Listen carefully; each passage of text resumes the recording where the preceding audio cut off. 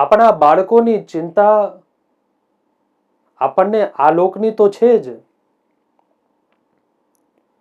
કે મારા ગયા પછી મારા બાળકને બીજા કોઈની સામે લાંબો હાથ ન કરવો પડે. હું એટલી એને સંપત્તિ આપીને જાઉં, હું એટલો એને વૈભવ આપીને જાઉં, હું એને પોતાના પગની ઉપર ઊભું કરીને જાઉં કે પછી ક્યાંય એને દુખી ન થવું પડે. આપણે આ લોકની તૈયારીઓ તો કરી છે,